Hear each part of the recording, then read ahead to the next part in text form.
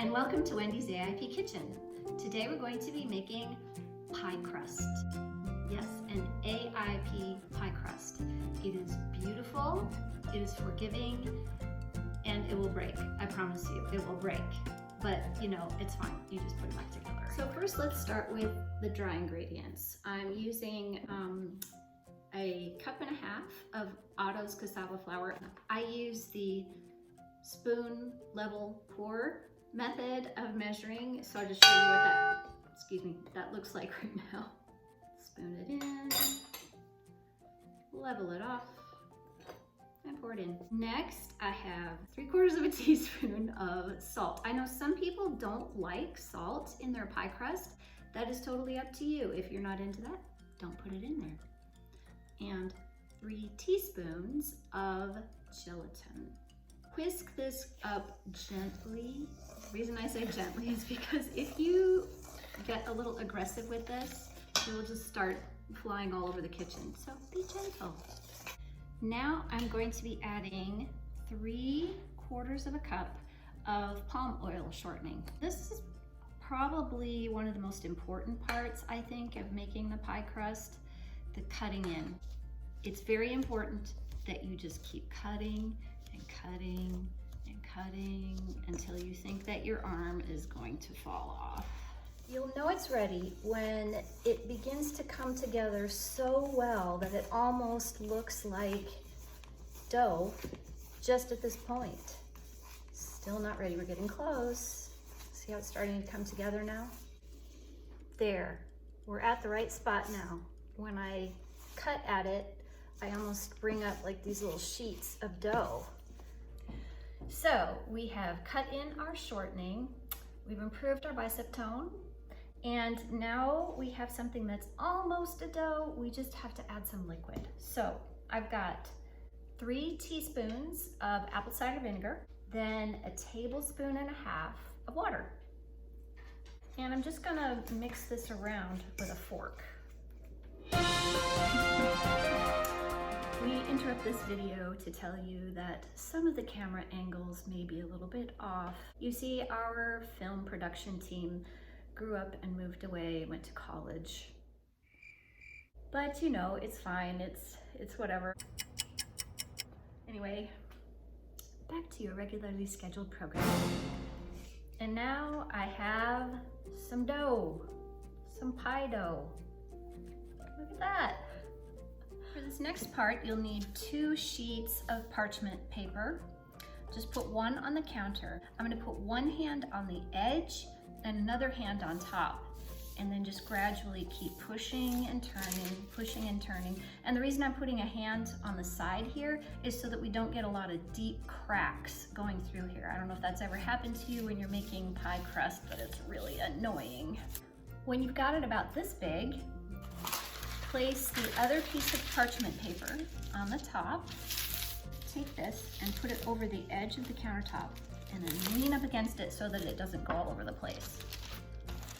Here's another little trick that you can do while you're rolling out to keep the dough even. You can hold onto this parchment, again, leaning up against the counter. Take your pie plate and start mushing it around like this. Helps to flatten it and also keep it even. Now keep rolling your pie crust until it's about 12 inches in diameter. And you might be wondering, okay, well, why do we have to have 12 inches in diameter if we're only making a 9-inch pie crust?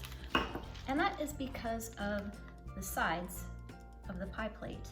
You're gonna need a little bit more to compensate for that. We have now come to the scariest part of rolling out a pie crust.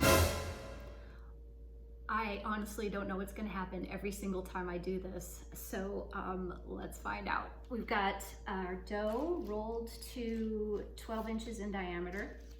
I'm gonna remove the top piece of parchment. It's so scary every time. I'm gonna put the pie plate upside down. Ever so carefully flip it over. Okay. Now, this part is so hard. I'm not gonna lie. You want to carefully remove the parchment and at the same time kind of lift the pie crust and put it in around the edges. Okay, we've got the pie crust in the pie plate, and when you look at this point, you're going to be thinking, oh, this is a terrible pie. How is this ever going to look like anything good? Don't panic. Everybody's gonna love pie. They don't care if your fluty edges are perfect or if there's a little bit more dough on one side than the other. Come on, it's pie. Who doesn't love pie? So we've got kind of a mess going on right now, right? Some of it falls off the side. That's all right, we're gonna use it. See how it's like breaking all over the place? I promised you it would. Gently patting it in the bottom, gently patting it on the sides. This. Making sure that we don't have any bubbles at the bottom. Beginning to get an edge here. But it still looks pretty sad, right? So we've got more dough on this side than on this side. Here's a little trick. Take some of the dough that fell over, roll it into like a little sneaky, and stick it on the other side. Boom. If you look at the pictures of my pumpkin pie on my website, I did this. Nobody will know. Okay, so you can see I've got this now fairly even across. Is it perfectly even? No, it's not. Is anybody going to care? No, they are not. It's taking me years to learn that, but really relax about your pie. All right, so now I do like a little fluty edge. So I'm gonna show you how I do this. I just take a piece of dough and I pinch and give it a little twist.